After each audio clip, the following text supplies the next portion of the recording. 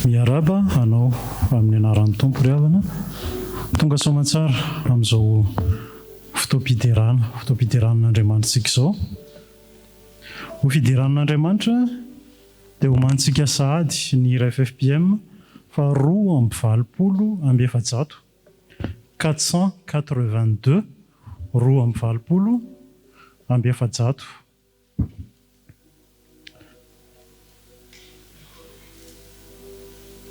Raha sitraka ao dia hovakintsika ny teny ao amin'ny perikopantsika anio dia ny Exodosy 3:7 andininy 7. Exodosy 3:7 andininy 7. Kristy Tompo. Ary hoy Jehova, efa hitako tokoa ny fahorian'ny oloko izay any Egypta, ary efa reko ny fitarainany noho ny amin'ny mpampiasa azy, ary fantatro ny alahelony. Amen.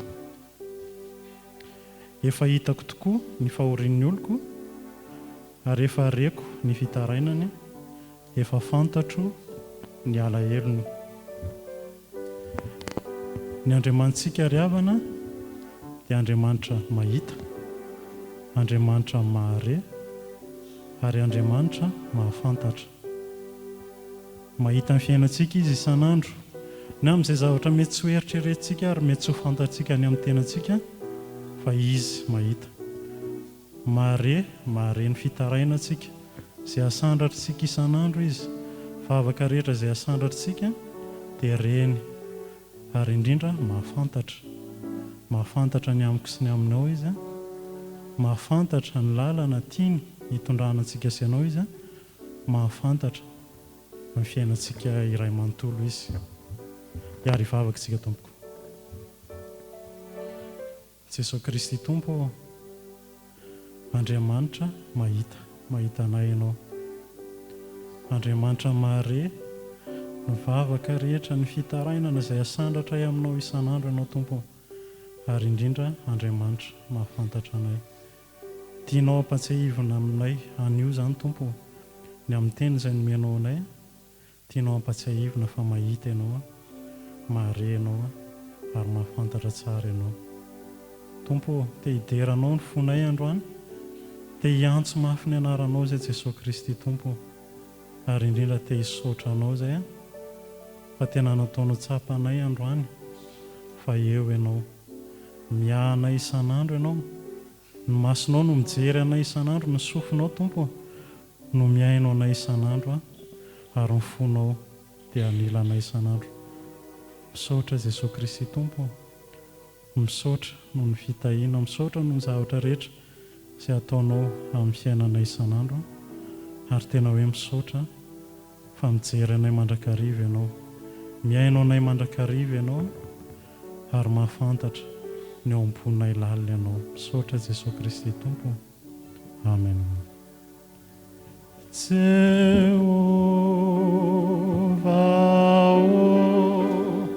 Ianao nandinikay ka fantatro ny toepiainako, ny fosisaina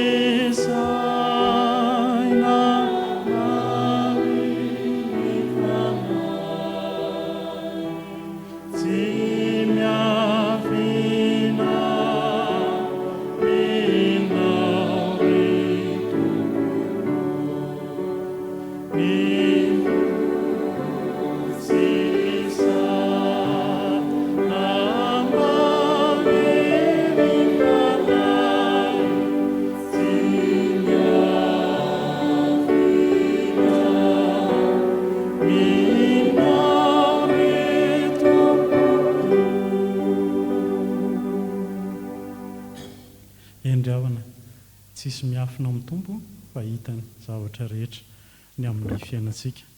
Ho toizantsika amin'ny hira 5:70 ny fideranan'Andriamanitra 445 5:70. Ny ao amin'ny Exodosy 3:7 andininy 10 ihany ravana dia misy an'izao teny izao: koa avy ankehitriny ianao iraiko ho any amin'ny farao hitondra ny zanak'Israely oloko hivoaka avy tany Egipta. Ny Andriamanitra tsika ry havana dia sady Andriamanitra mahita, Andriamanitra mahare, Andriamanitra mpahafantatra, fa indrindra Andriamanitra maniraka. Maniraka sy ianao izy izay fantany soma tsara ny amintsika ray manontolo. Maniraka izy hanala ny olony, hanoro ny lalana ho any amin'ny vavahadin'ondry dia Jesosy Kristy Tompo. Hanala ny olona ho an'ny fangejan'ny fahotana, ho amin'ny fahazavana, hanoro ny lalana mankany amin'ny ray. Manana andraikitsika sy ianao ry havana eto amin'ity tany ity. Manana andraikitsika ary men'ny tompo iraka sika anio hitondra ny olony hivoaka amin'ny aizina ho amin'ny fahazavana ary hanoro ny lalana mankany amin'ny zanak'ondrin'Andriamanitra izay vavahadin'ondry, ary izy irery ihany no lalana ahitan'ny olona ny fiainana mandrakizay. Hiary vavaksika. Jesosy Kristy Tompo, mahita ianao, mahare ianao, mahafantatra ianao, fa indrindra Tompo maniraka ianao.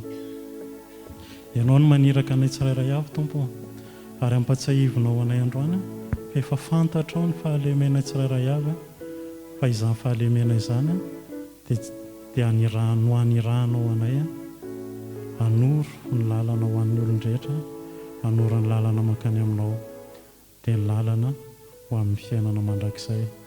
Irahanao izay Tompo, hanafaka ny olona izay voageja amin'ny fahotana, amin'ny fanandevozana ho amin'ny fahazavana, dia ianao izany Jesosy Kristy Tompo. Irakao izay aty an-tany Tompo, irakao izay ary tena hoe tianao ampisehoanao ny voninahitrao, ny fiainanay Tompo. Ianao no ampatsiahanay isan'andro sy isan'andro Tompo.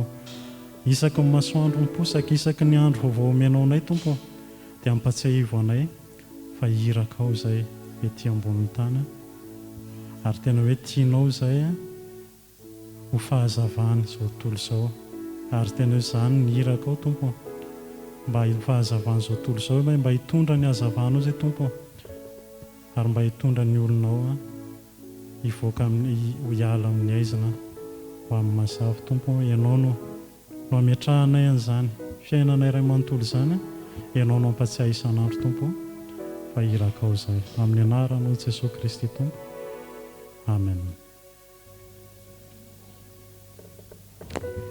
Jesosy mora fo indrindra, tsara sady mahasoa, tsy miova tsy mifindra, Tompo be fitidoko, mba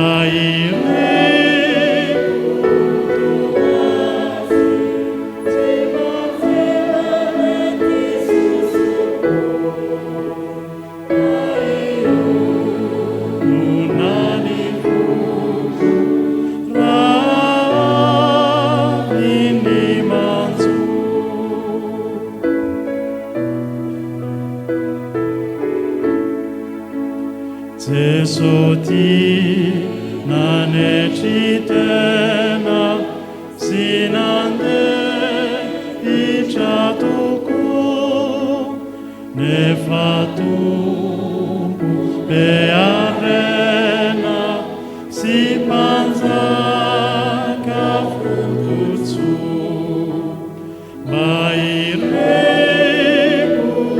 tuati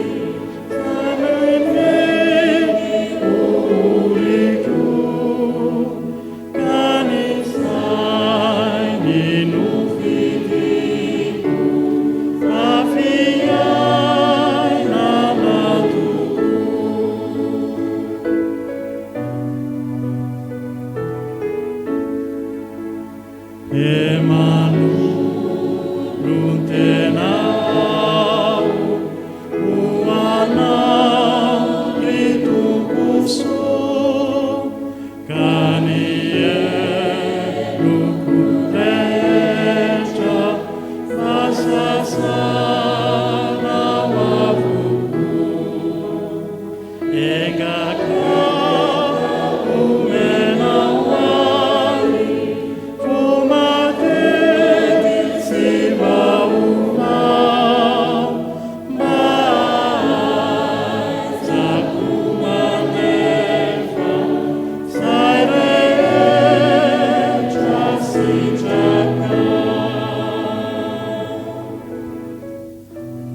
Jesosy Kristy Tompo manolo teny zay. Manolo teny zay ho irakao. Ho irakao zay Tompo eto amin'ity tany ity. Ary tena hoe hanoro mandrakariva ny lalana makany aminao dia ny sanak'ondrin'Andriamanitra izay manaisotra ny vahoatan'izao tontolo izao. Amen. Anio 1 Jolay 2024 Alahady fahaenina manaraka ny Trinité, Alahady izay tondranambavaka ny sampana tanora kristianina manerana ny sany Fjkm, hipanjinana ny loha hevitra hoe miorena amin'ny antson'ny Tompo. Hitsangana ny fiangonana nanao nira faneva miverena amin'ny fitiavana voalohany.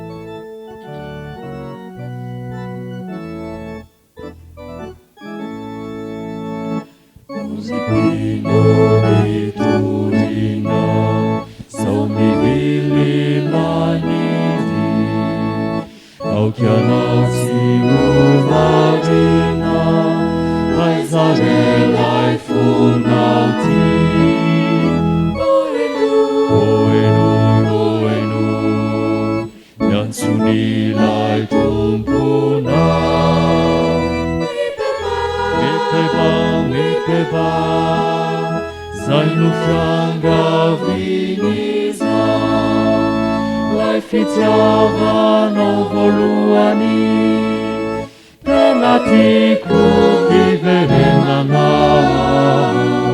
kosoka fizany fonifa medidiko no tantena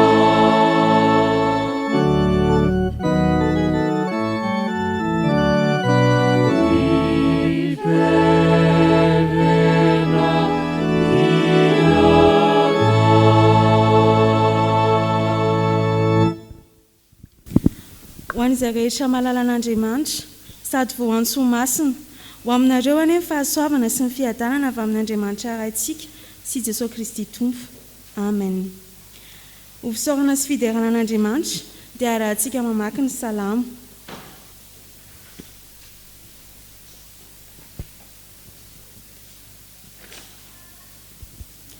Amin'ny anaran'ny Tompo. Manomezana Jehovah ry zanak'Andriamanitra. Manomeza voninahitra sy elo an'i Jehovah.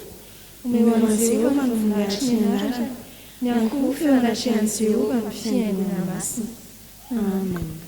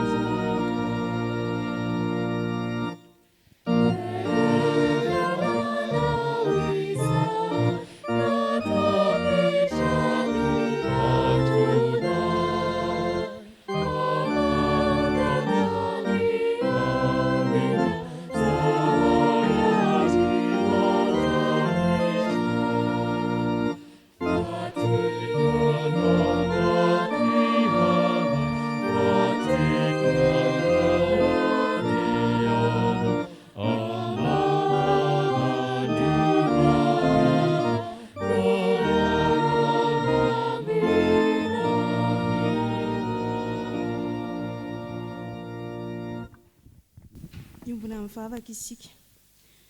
Ray malalo, ranay no Jesosy Kristy zokinay, midiranao izahay no ny soa rehetra nomenao anay, izay rehetra nomenao anay ivelomanay isan'andro. Misaotra sy mideranao izahay no ny fitiavanao sy ny fahasoavanao, ka mbola namindranao fo taminay indray ka nahatrarana izao fotoana iarana miombavaka eto, ankalazanay ny anaranao masina. Tompo, hatreo izao fotoana izao, mangataka ny fanahinao masina izahay hiasa amin'ny sambatan'olona mandratra izao Fanompoam-Pivavahana izao. Tario izahay mba hameha voninahitra ny anaranao masina hatrany, amin'ny anaran'i Jesosy Kristy. Amen.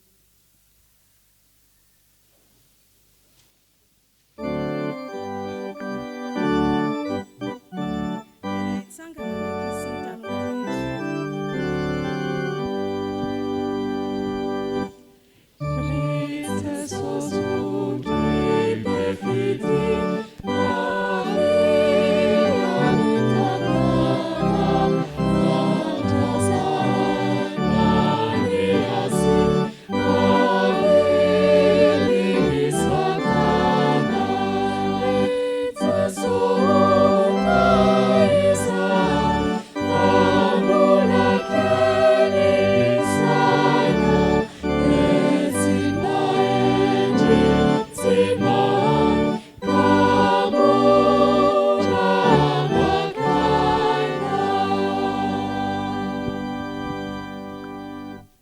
mivavaka isika.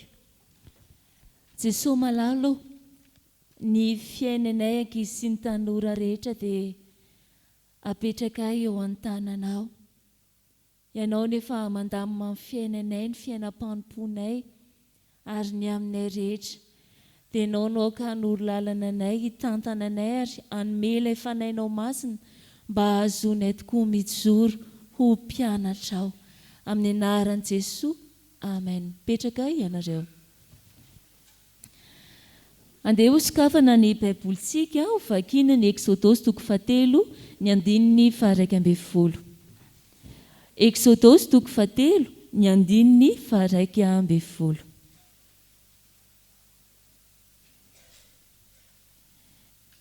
Rehefa nahita izany isika dia isika rehetra no hiaraka maka izany amin'ny anaran'i Jesosy manao hoe: fa ho Mosesy tamin'Andriamanitra, iza moa ao no hakany amin'ny Farao sy hitondra ny zanak'Israely hivoaka ny Egipta.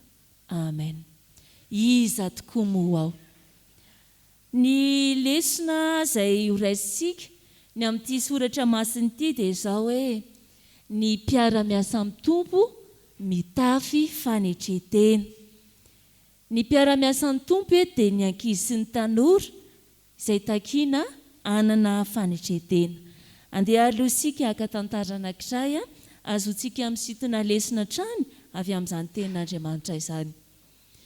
Misy lehilahy kely anankiray efa babon'ny Tompo izy ary resy lahatra ny amin'ny filazantsara. Raha amin'ny resaka fiainana dia zanak'olona manana maha-izy azy izy. Ary amin'ny resaka fanomezam-pahasoavana indray dia olona mahay mandahan-teny sy mahay mandresy lahatra izy. Tapa-kevitra ary izy fa hitory filazantsara ao amin'ny firenena anankiray. Ny mpanjaka tao anatin'izany firenena izany anefa dia mpanjaka feno avinavina, mpanjaka tsy tia vahiny ary mpanjaka izay tena mbola mifikitra amin'ny sampy. Tao anatin'izany anefa tsy lehilahy kely anankiray mpitory filazantsara ity dia nanana antoka fa tsy maintsy hiaona amin'ny mpanjaka mba ahazony nitory filazantsara ankalalahana ao amin'ilay firenena. Reniny mpanjaka ary fa nisy olona nangataka fiaonana taminy tao ka niteny mafy ny mpanjaka hoe iza koa izany lehilahy anankiray mitady sy misehoseho andeha anantina izany, tsy mahalala anga. Reniny ilay lehilahy nitatitra avy amin'ny mpandray olona ao amin'ny mpanjaka ka tsy nanatahotra izy fa nivavaka mba ahazony mahatanteraka ilay fotoana hiaonana amin'ny mpanjaka. Rehefa nivavaka mandrakariva izy teo anatrihan'ny Tompo ary nangataka ny herin'ny Tompo dia tafahoana nanaiky ny mpanjaka ka tafahoana tamin'ny mpanjaka izy. Rehefa nandeha ny fitoriana dia resaka natao tamin'ny mpanjaka dia tapa-kevitra fa nanaiky ny mpanjaka fa andefa filma anankiray mba hizarana ny filazantsara amin'ny vahoaka ny tao an-tanàna. Tao anatin'izay dia rebetsaka tamin'ny olona no resy lahatra ny amin'ny filazantsara ny Jesosy Kristy. Eto atoro amintsika ary ny fahombiazan'ilay lehilahy. Tsy nanana fiheveran-tena ho zavatra izy hoe mahay mandahan-teny na mahay miresaka, fa ny asa rehetra izay nataony dia ny alohavany vavaka avokoa. Eto koa isika mijery ny an'ny Farao hoe iza tokoa moa isika no natsoan'Andriamanitra hanao ny asany. Valian'ny soratra masina izany manao hoe isika tsirairay avy ilay efa namindrana fo. Isika izay tsy mendrika no nantsoan'Andriamanitra ho mpiara-miasa aminy, ny vavantsika izay maloto no nodiovin'Andriamanitra hitory ny fihatsarany mba ho mpiara-miasa aminy.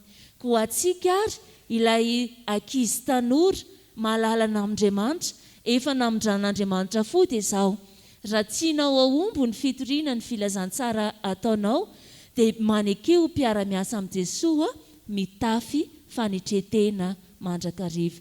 Fa ny fanetretena dia tsara ananan'izay miaraka amin'ny tompo fa ny frere ihany dia mialoha ny fahalavona.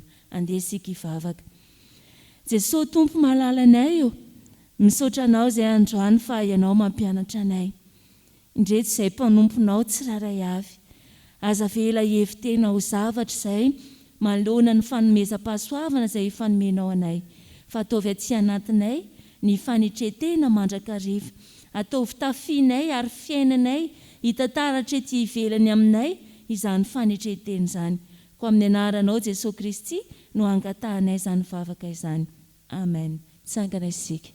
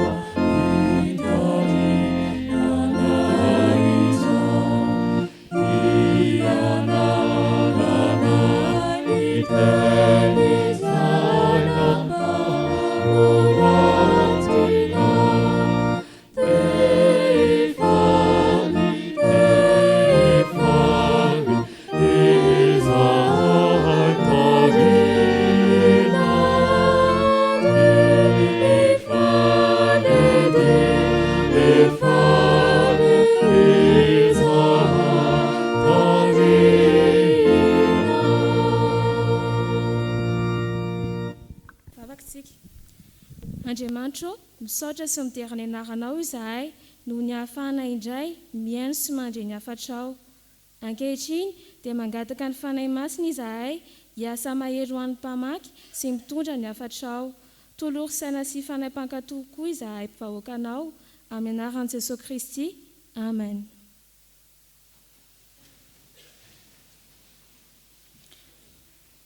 Ka maky sy hiaino soratra masina isika ao amin'ny fanekena taloha, boky Eksodosy, toko 7, andiny 7 ka hatramin'ny 7:40.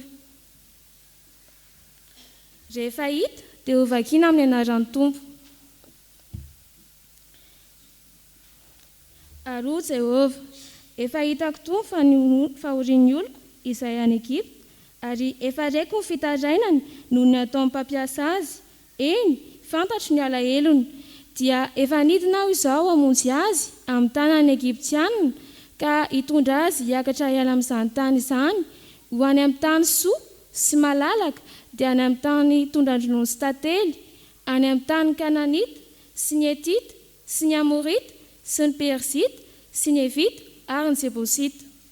Ary ankehitriny, indro ny fitarainan'ny zanak'Israely dia efa mby aty amiko, sady efa hitako koa fahoriany izay ampahorian'ny Egiptianina azy.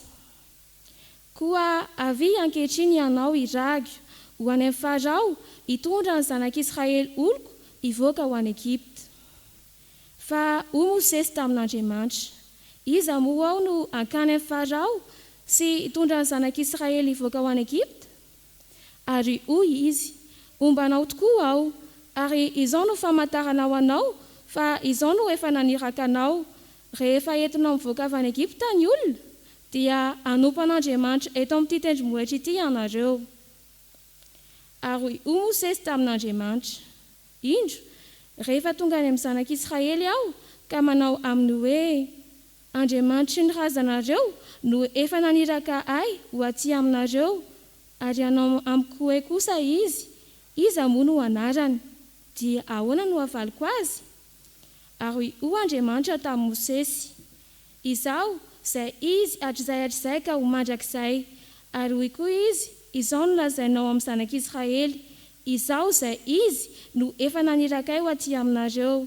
Ary hoy koa Andriamanitra tamin'i Mosesy, izao no ho lazainao amin'ny zanak'Israely. Jehova, Andriamanitry ny razanareo, dia Andriamanitry Abrahama sy Andriamanitry Isaka ary amin'ny Andriamanitry Jakoba no efa naniraka ahy ho aty aminareo. Izany no analako mandrakizay, ary izany no atsarovanay hatramin'ny taranaka faramandimby.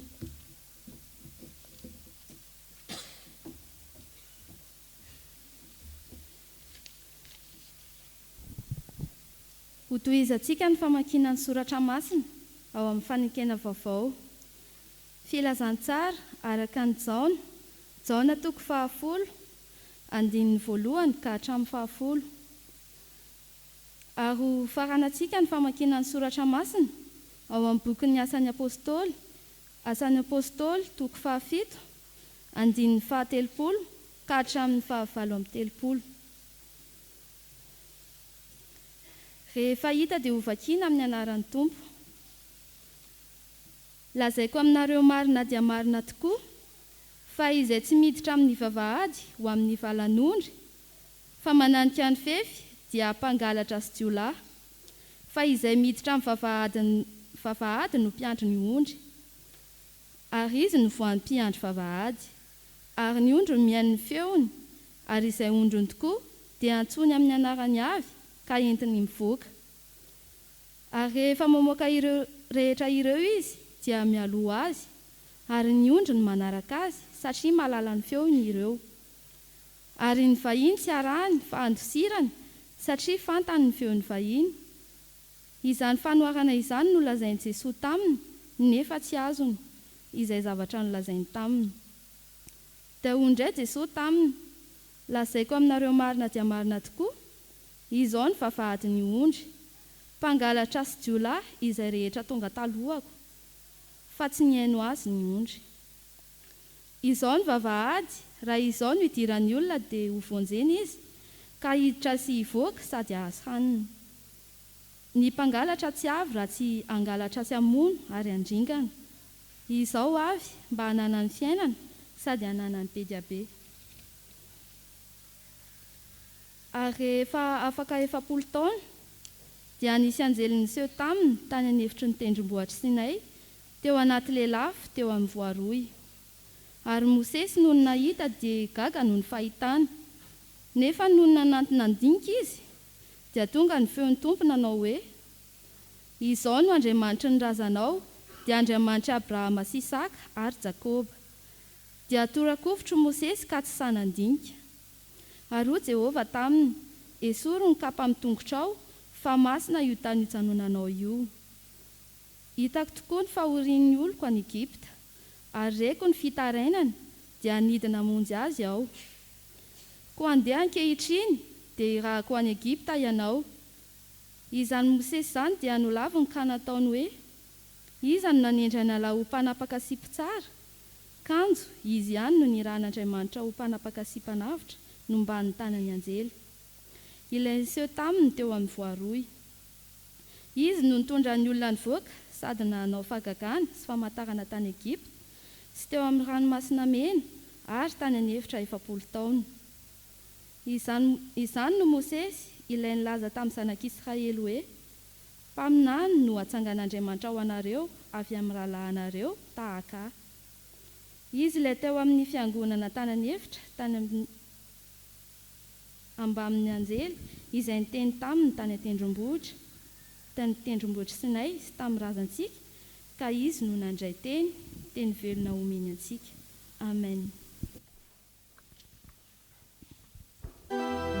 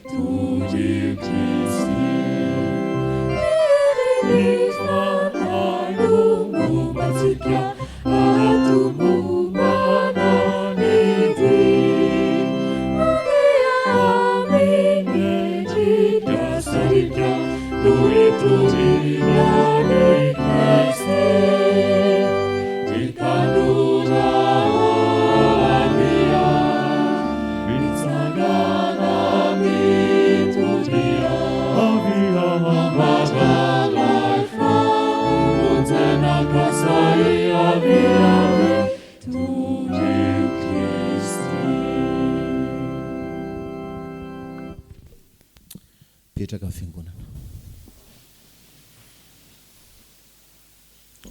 Vavaka sy kariavana. Tompo,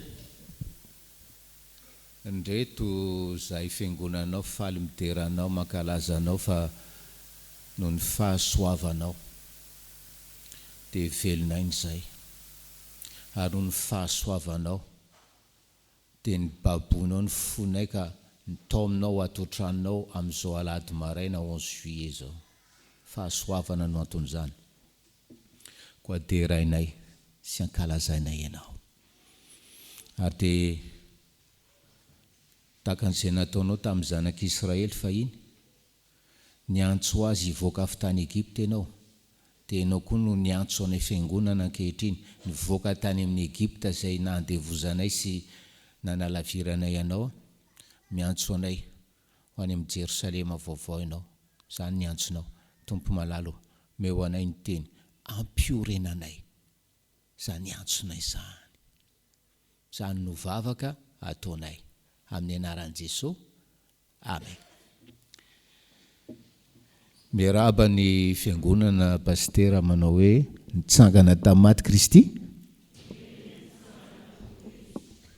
Amen. Miaraba ny fiangonana, miaraba manokana anareo STK zandriny ato amin'ny fitandremana izay entina mbavaka amin'izao maraina izao. Ny afatra ho anareo, ny afatra ho an'ny sampana dia izao ry havana. Sady fiarabana no fiararintso ho anareo. Aoka ianareo ho tanora zandrikelin'i Jesosy. Meteza ianareo ho tanora zandrikelin'i Jesosy. Zany ny vavaka ho anareo, zany ny fiararintso ho anareo, zany ny fiarabana anareo. Tanora tsirairay ato amin'ity fitandremana ity izay manatrika eto ho zandrikelin'i Jesosy. Ary ny katezeda hitaizany tanora ao aminy ho zandrikelin'i Jesosy ry havanao. Le hoe zandrin'i Jesosy milaza fiziana. Ny hoe fizina dia avy amin'ny hoe izy ianao, fiziana fa tsy hoe fisiana. Milaza ny identité ianao, izy ianao. Zandrin'i Jesosy ianao. Ary ny hoe zandrikelin'i Jesosy dia milaza fitiavan'i Jesosy anao zandrikeliny. Zay le afatra ho androandroandry havanao. Ho tanora zandrikelin'i Jesosy. Ianareo zandry zanaka. Ndiara hoe ho jerentsika ny tena avy amin'ny perikiopa. Azahoanareo mandiny tena ary azahoanareo mampitoetra, mampiorina zany antso ho zandrikelin'i Jesosy zany. Raha fitinina le toriteny androany maraina dia misy fahamarinana anankitelo telo fohy hoe zandrikelin'i Jesosy dia miditra, zandrikelin'i Jesosy dia mizara, ary ny zandrikelin'i Jesosy tsy komplexé. Avery koa, zandrikelin'i Jesosy dia miditra, zandrikelin'i Jesosy dia mizara, ary ny zandrikelin'i Jesosy tsy komplexé. Inona le famarinana telo ry tanora malala hoe zandrikelin'i Jesosy dia maninona? Miditra, zandrikelin'i Jesosy dia maninona? Faharoa, mizara, zandrikelin'i Jesosy fahatelo dia maninona? Ndary indray mandefana dia efa namavita le toriteny voalohany miditra, faharoa mizara, fahatelo tsy komplexé. Zay. Sotra ny tompo, mazava be le havatra. Ndao ara azavaina kely, azavaina foireo. Filazantsara ny Jaona, toko 10:15. Filazantsara ny Jaona, toko 10:15.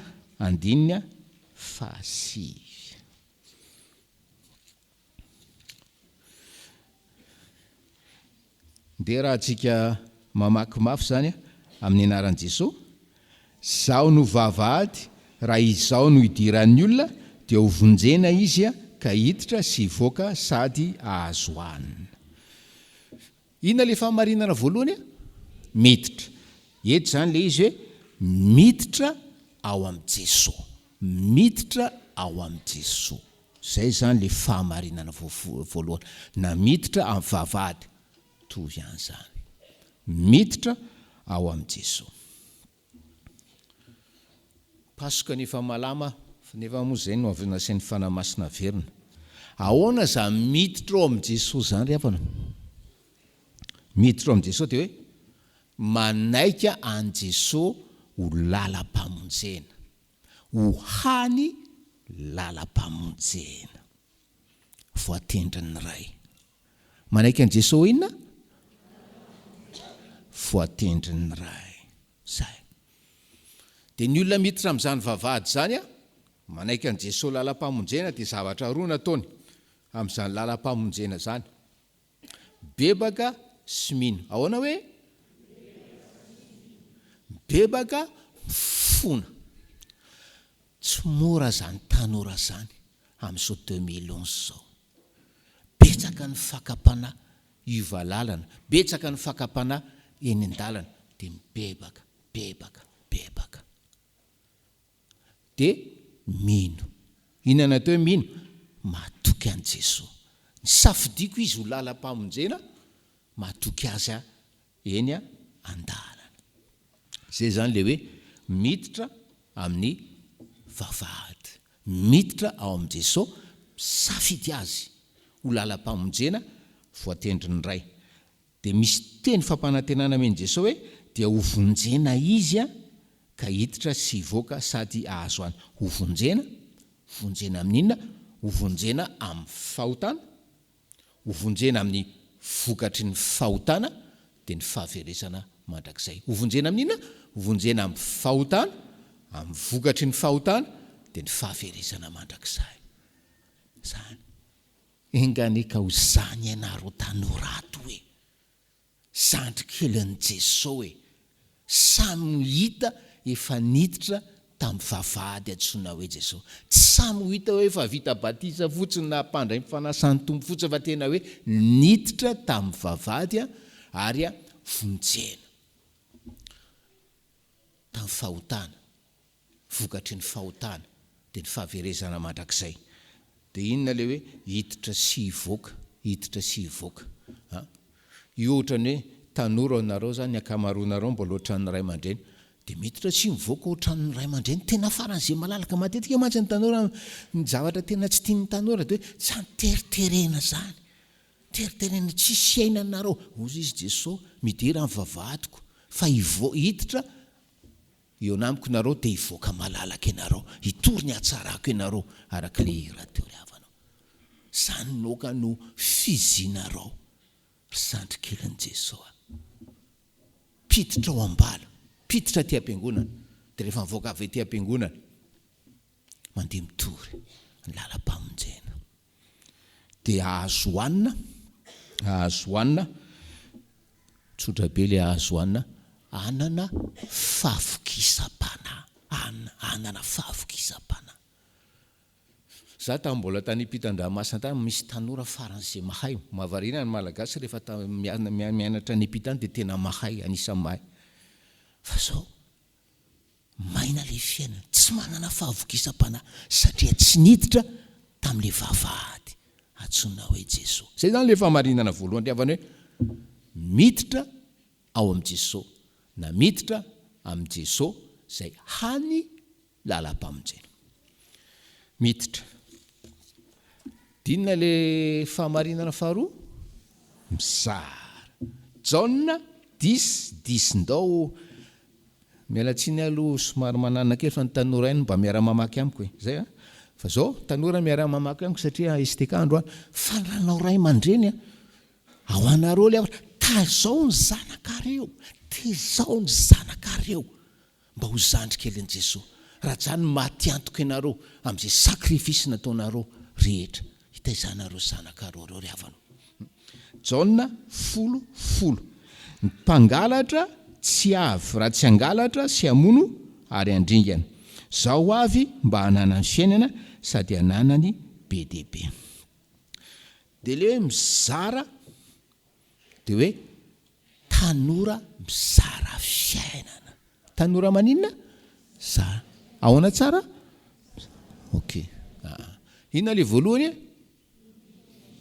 Miditra amin'ny vavahady na miditra amin'ny Jesosy. Dia faharoa mizara fiainana. Ka rehefa miditra ao ambala izy, rehefa niditra tamin'ny vavahady izy, rehefa niditra izy tao amin'ny Jesosy, dia nandray fiainana be dehibe avy tamin'ny Jesosy rehefa nandray fiainana be dehibe. Ary ny olona mandray izany fiainana be dehibe izany dia automatiquement mizara fiainana. Tanao raha ohatra reny hoe ahoana re zany natao hoe vera dia feno. Rehefa feno le vera dia midéborde ho azy. Zay. Le fiainana Jesosy, le fiainana be dehibe io, fiainana mora midéborde ohatra ny rono mandroatra ho azy io. Raha le fiainana be dehibe ry havanao. Zany nahafantarana fa niditra tamin'ny vavahady le tanora anankiray. Mizara fiainana izy satria nandray fiainana be dehibe. Mampieritreritra ry havana ny tenin'i Jesosy rehefa vakiana tsara. Jaona 10:10. Ny mpangalatra tsy avy raha tsy angalatra sy amono ary andringana, zaho avy mba hananany fiainana sady hananany be dehibe. Ampifangarian'i Jesosy fombany sy ny fomba mpangalatra. Rehefa tsy mety ho zandrikelin'i Jesosy ianao ry tanora, rehefa tsy mety ho zandrikelin'i Jesosy ianao, dia hanao fomba mpangalatra, dia ho zandry ny mpangalatra ianao. Zany lazain'io Jaona 10:10 io. Ary zay le hoe ampio ny antsonao, atsonao amin'le fiainana be dehibe ianao e. Raisy midira amin'le vavahady. Dia zarao zany fiainana zany.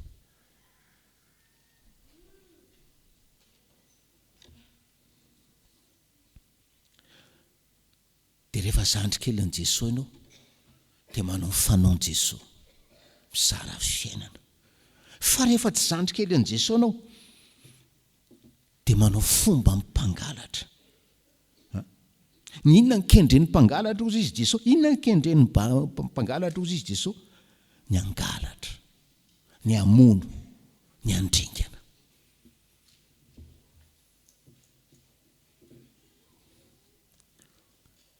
Atomboko ao amin'ny ankonana zany. Mampalahelo ke mahita ray aman-dreny mamono mandringana ankonany. Misy zany. Ao fiangonana satria tsy zandrikelin'i Jesosy. Amin'ny fiangonana ankapobeny zany. Misy zany hoe mpangalatra, mpamono, mpandringana zany. Tsy raharany zany hoe izara fiainana zany. Fa mamay azy izara fahafatesana. Jaona 10:10. Eo amin'ny firenena, ny tenany ihany. Ny hafa vonoana sy ny hafa angalarina, fa ny tenany ihany. Ary normal izy raha mangorona eo amin'ny fitondrana, satria tsy manana le fiainana be dehibe mamy fahafapony rehetra. Zany nge ty fiainana ty ry havany. Zay le izy. Fa miteny aminareo tanora. Nareo no avy ty firenena ty. Meteza ho zandrikelin'i Jesosy. Nandray le fiainana be dehibe. Nandray le fiainana panahy avy amin'i Jesosy. Ary mpizara an'izany fiainana zany. Zavatra eto dia hoe Jesosy manome fiainana. Ary rehefa manome Jesosy ry havanao, rehefa manome Jesosy dia tsy mitsitsy. Rehefa manome Jesosy dia maninona? Rehefa manome Jesosy tsy mitsitsy izy. Fiainao tsy mandray dia matomaty ny finoanao tanora.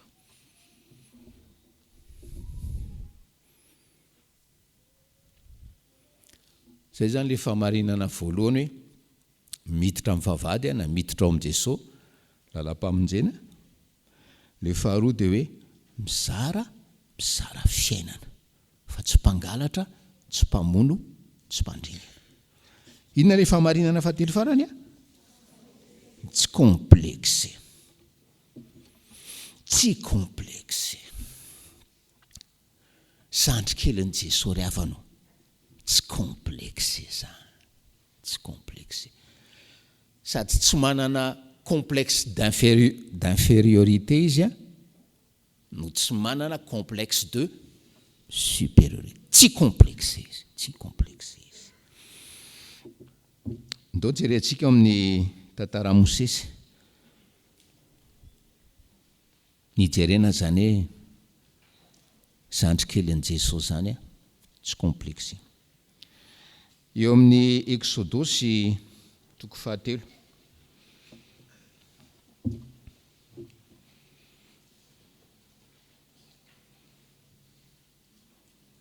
Ny 9:20. Exodosy toko 7 9:20.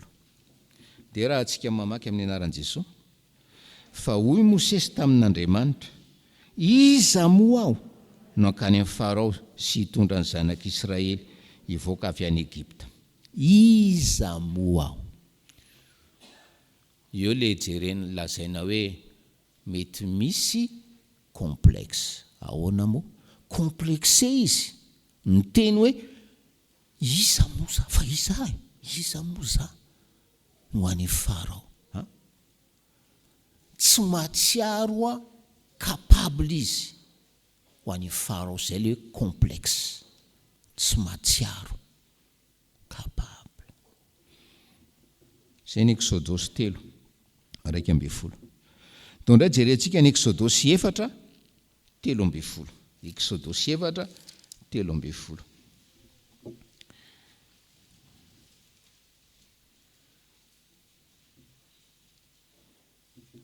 Amin'ny anaran'i Jesosy, fa hoy izy, Tompo, fona aminao aho, irao zay tianao irana.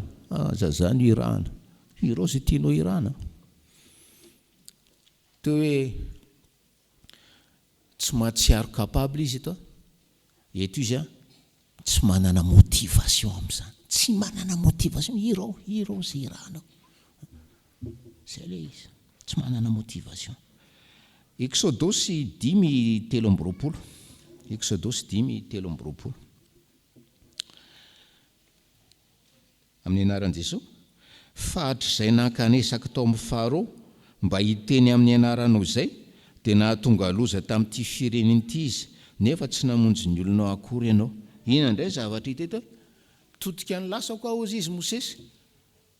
Tsisy mba hoe fahombiazana tao amin'ny lasako. Tsisy réussite tao amin'ny lasako. Mba efa tany any ange za. Mba efa tany any aho izy. Vokatry le iraka nampanaovanao nahatonga loza ho an'ny zanak'Israely. Zay le izy. Zay Mosesy zany. Jerentsika indray hoe Exodosy 4:1. Exodosy 4:1.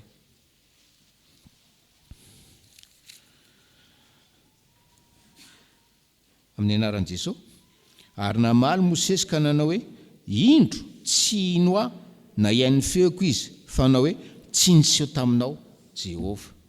Tsy niseho taminao Jehova. Ohatrany hoe eo anatrehan'ny Farao tsy hanana fahefana. Tsy hanana fahefana. Tsy hanana fahefana. Ary ny zavatra jerentsika farany angamba dia hoe ao amin'ny 6:12. Exodosy 6:12.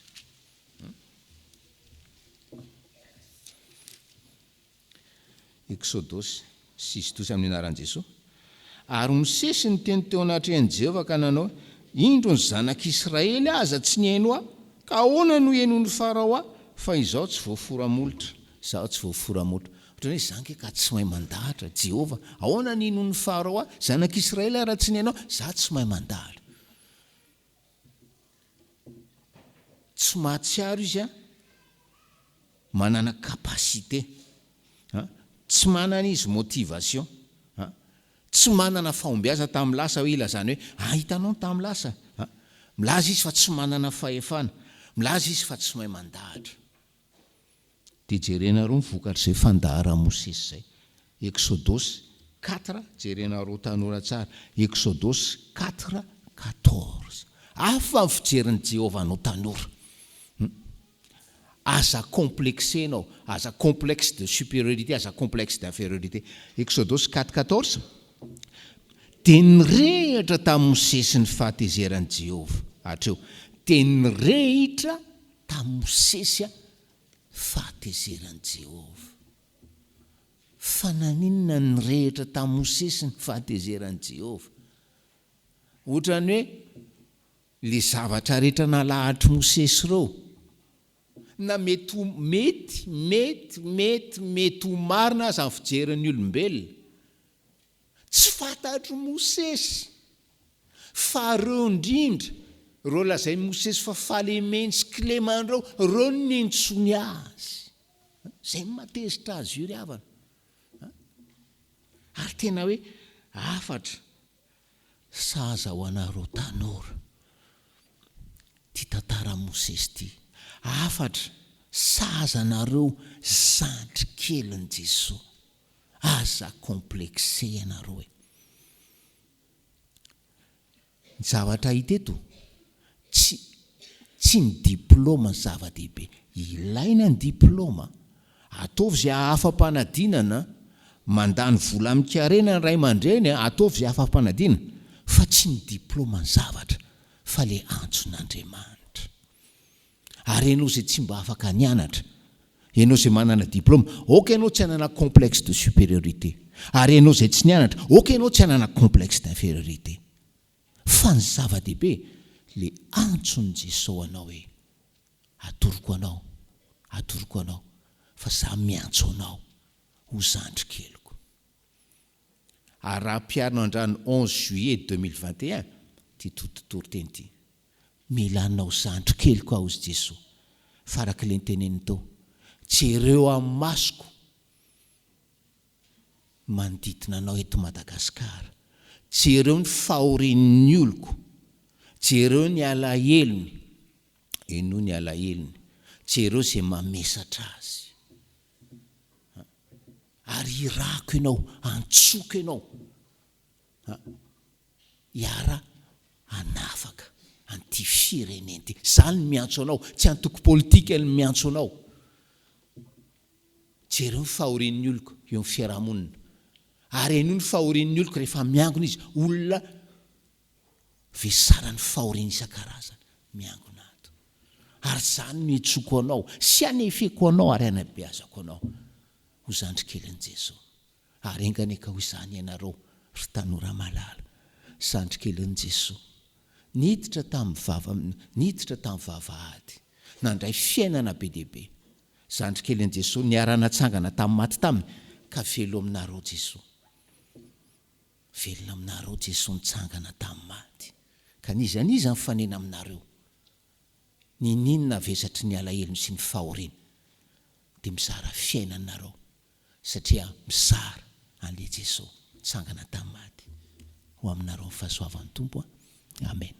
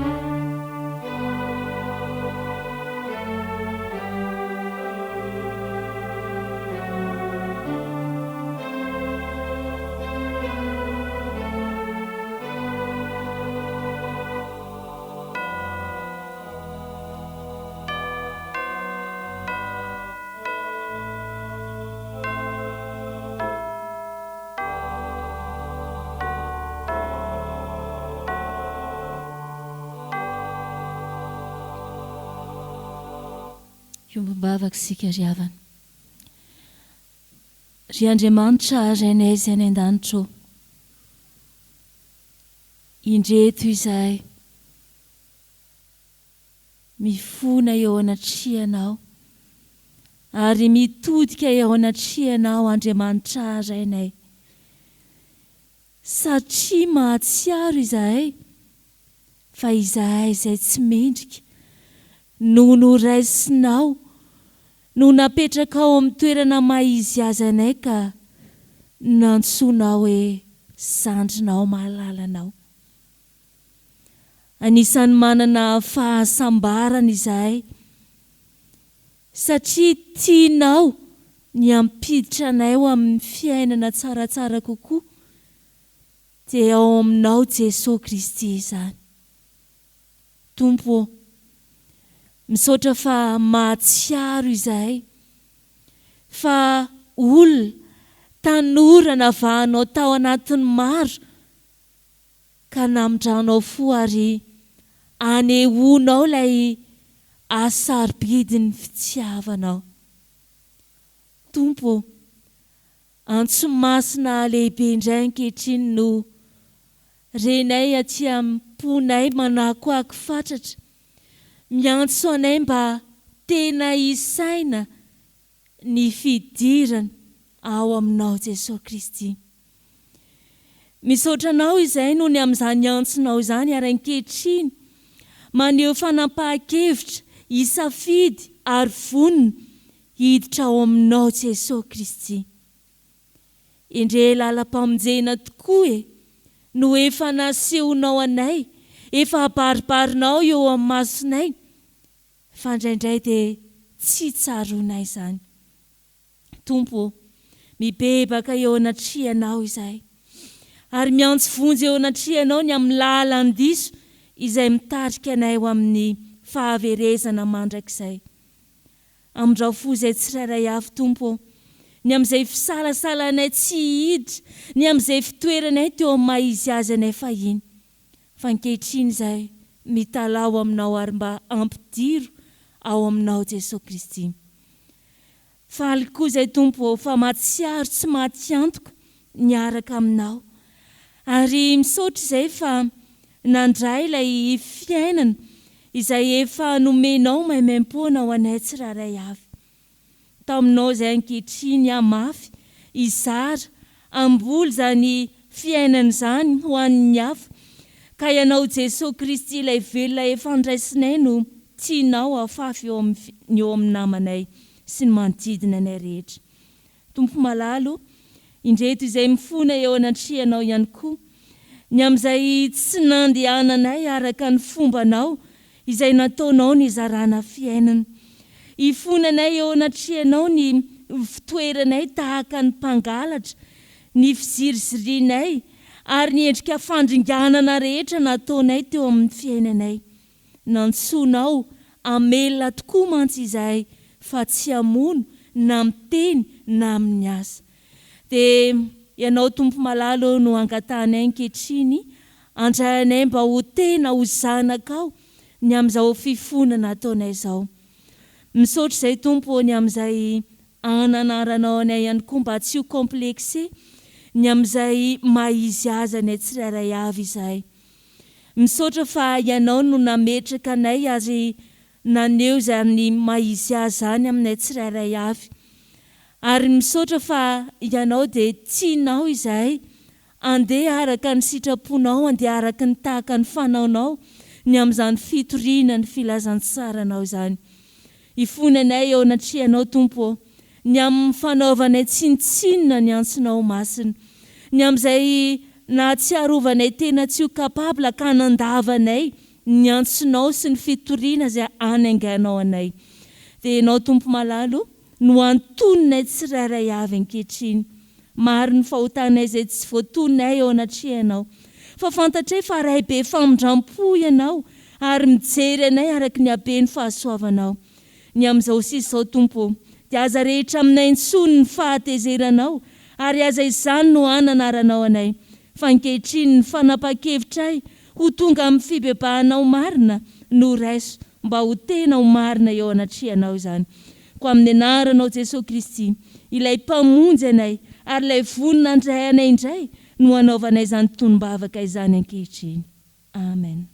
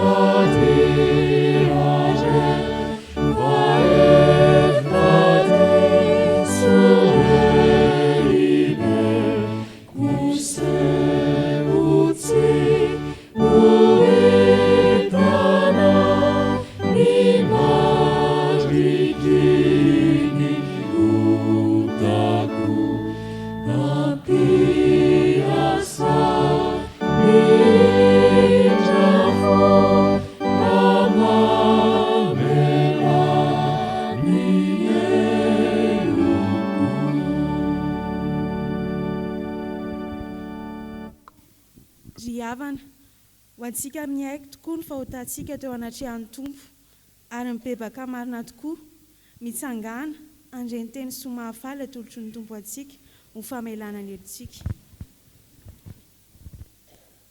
Hoy ny Tompo, ataoko ahoana ny fahafoy anao, honena ny foko, mafy loatra ny alaheloko, aza matahotra ianao, fa efa nanavitra anao aho, efa niantso ny anaranao aho, ay ianao.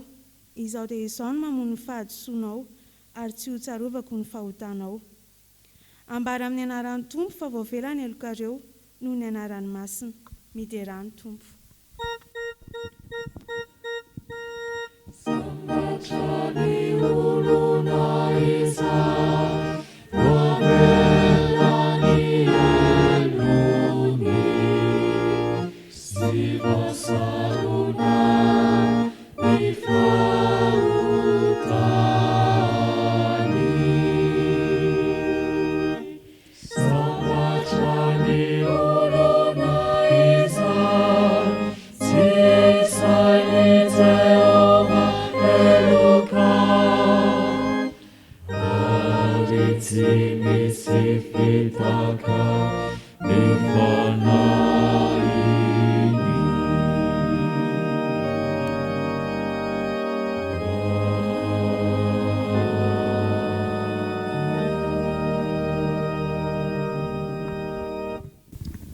Antsika izay voavela heloka dia andeha ambaratsika ampahibe maso ny finoantsika araka ny fanekempinoana larana faharoa.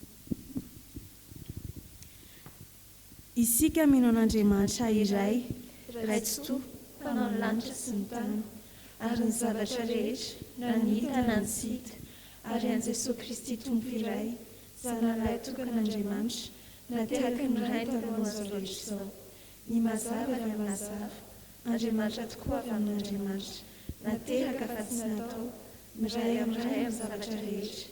Izy narina izao tontolo izao, noho ny amintsika olombelona sady ho famonjenantsika, dia nidina avy tany an-danitra izy, ary natao ny fanahy masina nofo avy tamin'ny Marivelitsiny, dia tonga olona izy, nombona tamin'ny hazo fijaliana ho fanavotana antsika, tamin'ny nanapaham-Pontsy Pilato izy, nijaly izy ka nalevina.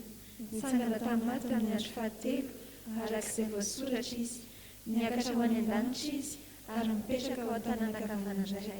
Avy any niaviany indray amin'ny voninahitra, itsara velona sy maty, ary mandrakizay ny fanjakana.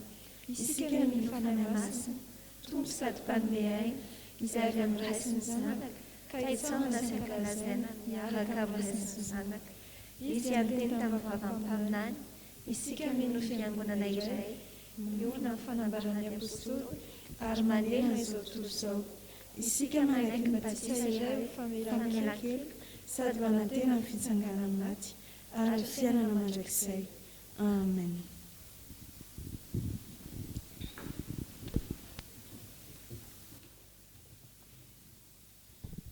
Vavaka sika ry havana.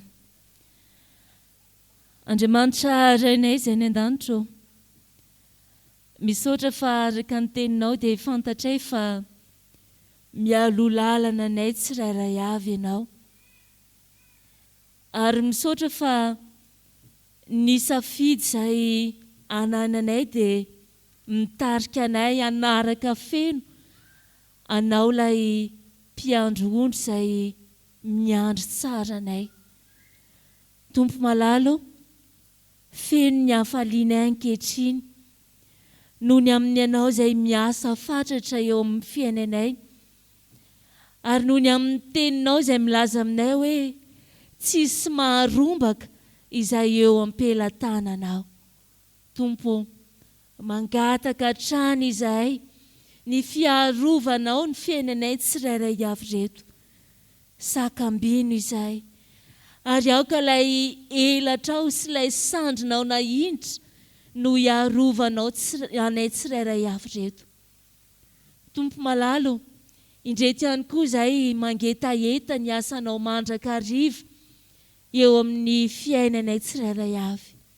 Milanao izay mpamonjy soa malalo, vokiso ao aminao izahay, vokiso ara-panahy izahay, fa izany no ilainay tsirairay avy reto. Ary izany no antoko ny fahafenona eo amin'ny fiainanay.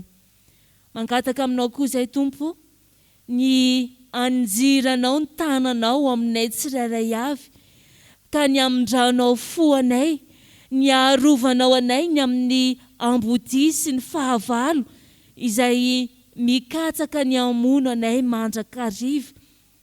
Tompo malalo, fantatray fa velona ianao Andriamanitra izay arahinay. Ary ny asanao eo amin'ny fiainanay dia teaneo mandrakariva fa mahagaga ianao. Ary ianao ilay Andriamanitra arahinay dia andrian'ny fiadanana, andriana fiadanana ianao. Dia ilay fiadanana izay efa nomenao Tompo no tianay ameny ny tontolo-piainanay tsirairay avy. Indrany koa izay Tompo mangataka eo anatrianao, ny hanesoranao izay mavesatra eo amin'ny fiainanay, eo ny tsilony nofo, ny aretina rehetra izay olana maro samihafa entina eo am-potry azo fijalianao izany. Ary misaotra noho ny amin'ny teninao izay mamelombelona finoana tsy anatinay manao hoe ampoanay tokoa ane ny fahasoavanao Andriamanitra iray. Dia ianao no angatahanay hitantana ny fiainanay. Fa indro ihany koa izay mametraka ny fiainam-piangonana eo am-pelantananao ry Andriamanitra, tompo ny fiangonana sy lohan'ny fiangonana. Petraka eo am-pelantananao manokana ity fitandremana ity, ianao no aoka hijery. Fantatray fa miasa ianao ary te aneo ny voninahitra ao anatin'izao fiangonana izao. Dia irinay Tompo, mba ho fiangonana anjakan'ny fiombonana, fifankatsiavana, firalahiana, ary fiangonana ho vonina mandrakariva ao amin'ny asa tsara rehetra. Petraka eo am-pelantananao Jesosy ny fikasana tsara rehetra, indrindra ny amin'ny jobily, ny amin'ny 7 Jolay ho avy izao. Ianao Tompo no andrava izay sakatsakana rehetra ary antanteraka izany araka ny fombanao Andriamanitra. Dia mivavaka ihany koa izay Tompo ho an'ny fiangonan'i Jesosy Kristy eto Madagasikara. Ianao no ametrahanay ny braony mpiandraikitra foibe, ny mpiandraikitra foibe ary ny mpitandrina rehetra izay mitory ny anaranao mba eo ambany fahasoavanao mandrakariva, feno mitafitafo ny fahasoavanao sy ny herinao. Mivavaka izahay ho an'ny kristiana rehetra izay mino anao mba ho tonga tanteraka ho amin'ny faharesen-dahatra ary hanana fanapa-kevitra hiditra marina ao aminao Jesosy Kristy. Fa mivavaka izay ho an'ity firenenay ity Tompo malalo, ianao no aoka hijery ny fahorianay, indrindra ireo havanay izay any atsimo, izay tratrany tsy fampiana maro isan-karazany. Dia ianao no aoka mindra fo Tompo ary anohana amin'ny fomba maro isan-karazany. Fa mivavaka ihany koa izay ho an'ny sampana kristianina tanora zandrina eto amin'ity fiangonana ity izay nofidianao manokana ho amin'ny fanompoana ho amin'izao fahatantrano izao. Ianao tompo no angatahnay hanome hery izay mpitarika no tendrenao anatin'izany ary anamafy an-trano ihany koa ny fitaizana tsara rehetra mba ho tena fanompoana marina araka ny sitraponao no tanterahanao anatin'ny sampana. Dia ny herinao tompo no ao anatin'izy ireo mba ho tena ho sampana mamoa araka ny sitraponao ary andehibe araka ny fiantsoanao ihany koa. Dia sitrakay tompo mampiomina ny fivavakay amin'ilay nampianarinao anay manao hoe rainy aho sy ny an-danitra sy ny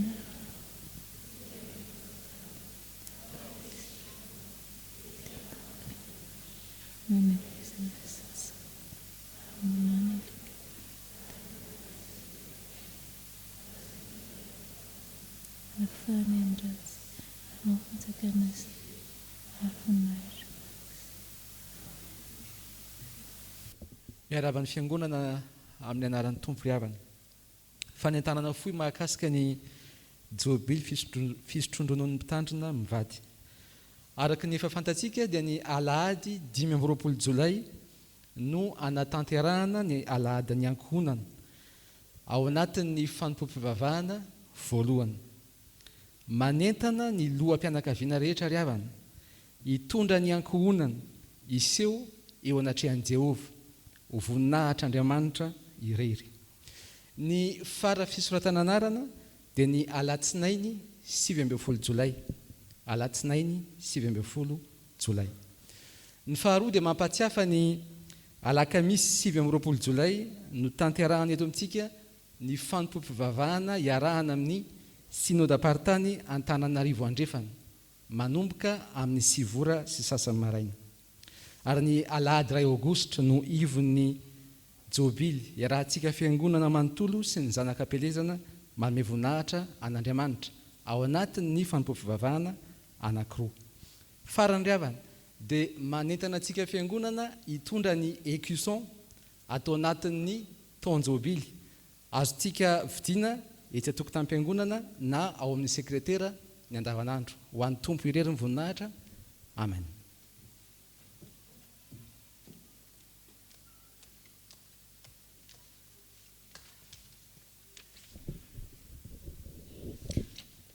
Faly miarabana amin'ireo fiangonana manao hoe nitsangana tamin'ny maty Kristy. Afatra avy amin'ny STK fohy be. Mampitombona aminareo any amin'ny fahasoavan'ny tompo. Amen.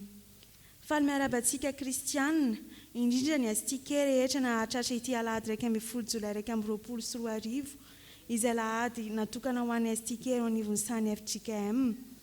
Nandalo zavatsarotra toy ny rehetra ny STK noho ny valanaretina coronavirus. Maro ireo very asa tsy fidiny, maro ireo niara-pahasahiranana noho ny fitsaboana tsy maintsy natao, ary misy ireo namono ny havana mantsakaiza izay hitondrana fampiononana feno sy fampiherezana etony ho azy ireo amin'ny anaran'ny tompo. Isaorana nefa ny tompo fa nisy ny fampiofanana informatika sy arakasa tany amin'ny synodam-paritany sasany tafajoro ny rantsana mozika STK fohy be ary tafavoaka ny fihirana STK. Eto am-pamaranana dia entany isika samy mitondram-bavaka amin'ny fiaonam-be izay kasaina atao any Tomasina ny 20 hatramin'ny 9 Septambra raha sitrapon'ny tompo. Fantatray fa tianareo ny STK koa ka hifanometana ny isika amin'ny fanohanana azy ireo. Manao velomanareo amin'ny anaran'ny tompo. Manao soni Andriamatoa Andriamalala Solomon Jean Denis mpitandrina filohan'ny STK fohy be. Ry tanora namana, KTZ na kristianina tanora zandro no alalany maro azy dia sampana iray ao anatin'ny sany Fjkm izay mandray ho adidy mba hahatonga ny tanora ahery sy hitoetra amin'ny tenin'Andriamanitra mba handresena ny ratsy. Efa nanomboka ny taom-piasan'ny STK koa manasanao Sandrikerin'i Jesosy hiaraka aminay isaky ny sabotsy hariva. Misy ny sokajina asa sy voamiera ahafahanao mampiasa sy mitrandraka ny fanomezam-pahasoavana nananao. Ao ny voamierany ampanahy izay anolo-konoana ny rehetra mba halala bebe kokoa an' Jesosy Kristy mba hijoroana amin'ny finoana sy hitariana ny tsirairay hibanjana sy isaina ny lanitra. nisy kazana asa fanatanjahantena hitaizana ny tanora hery ara-batana sy ara-pahasalamana toy ny randonnée sy ny lalao baolina isan-karazany. Nisy kazana asa saina izay sehatra ifampizaran'ny ireo fahalalana amin'ny mahatanora toy ny fianarana mahandro sakafo sy ny lalao-tsaina. Nisy kazana asa zavakanto izay mba hahatonga ny tanora ahay hanome voninahitra an'Andriamanitra amin'ny alalan'ireo talenta izay nomen'ny Tompo azy.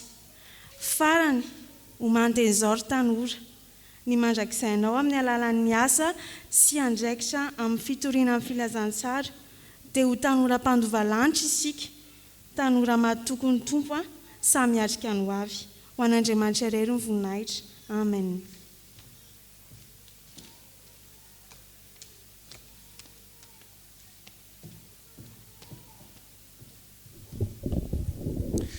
Anantitra ny fiarabanana ro tanora revana. Mitodika aminareo tanora sy ankizy izay nitsangana.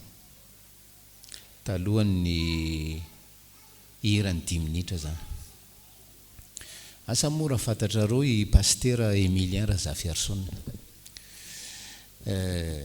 Zany hoe géant spirituel. Teto amin'ity Madagasikara, anisan'ny géant spirituel, anisan'ny géant spirituel teto Madagasikara. Ary misaotra ny tompo fa nanomboka tamin'ny 2004 sika tena hoe afaka nanararoatra azy mihitsy. Dia rehefa mitorotena izy amin'ny jaune folofolo io dia misy fomba fanontso ndraindray zay. Dia zay no averiko eto ry havana. Le teny Jesosy hoe zaho izy afy mba hanana ny fiainana ary fiainana be dia be. Fa le fiainana io izy atolotry Jesosy fa tsy maintsy mandray ianao, tsy maintsy mandray ianao. Dia mitoroteny eo izy. Dia ataonao ohatran'izao ny Baibolina. Eo zany le mitodika amin'ny tanora. Dia mamoaka vola ohatran'izao izy. Dia ozy izy. Mitodika aminareo tanora izay nitsangana teo.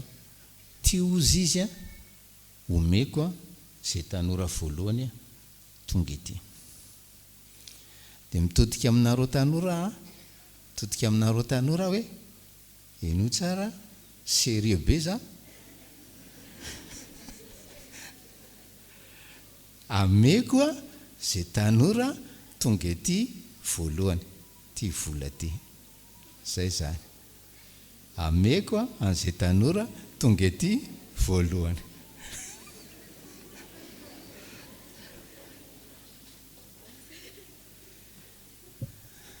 Ohatran'izay ry havana tantaran'ny famonjena. Atolotra antsika le fiainana be dia be. Zany ve? Tena omeny ve iny? Hitaka mba nisy nananina teo.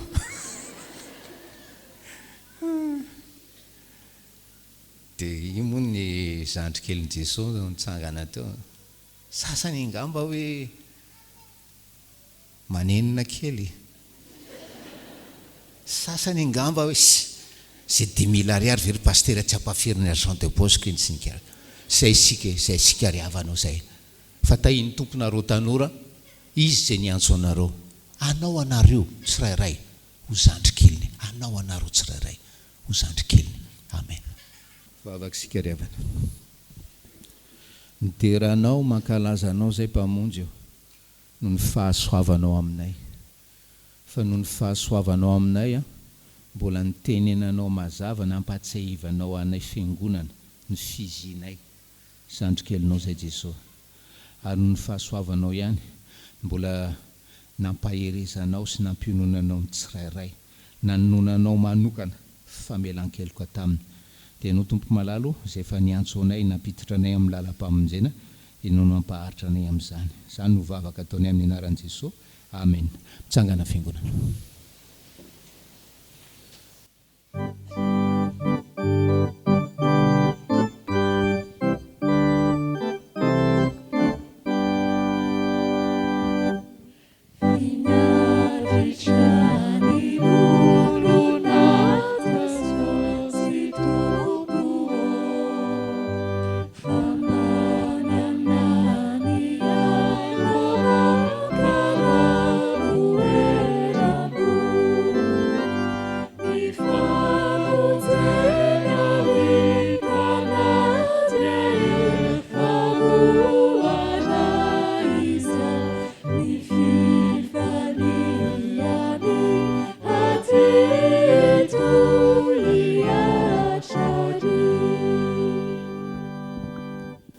teraka aminaroany nitsodra ny tononona amin'ny anaran'ny tompontsika. Mitay anao ny tompo ka miaro anao, mampamirapiratra ny tavany aminao ny tompo ka mamindra fo aminao, manandratra ny tavany aminao ny tompo ka manomenao fiadanana. Amen.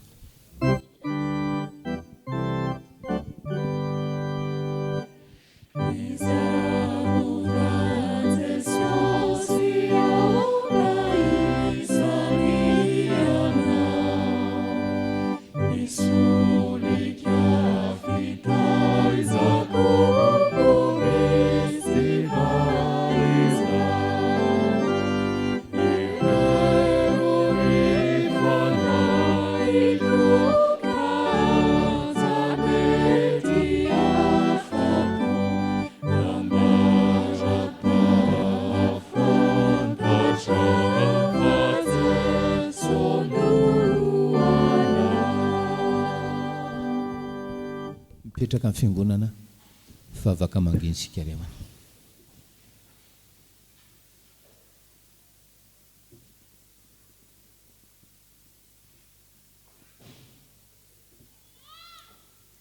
Ho an'ilay Andriamanitra velona irery anie ny voninahitra amin'ny anaran'ny Ray sy ny Zanaka ary ny fanahy masina. Amen.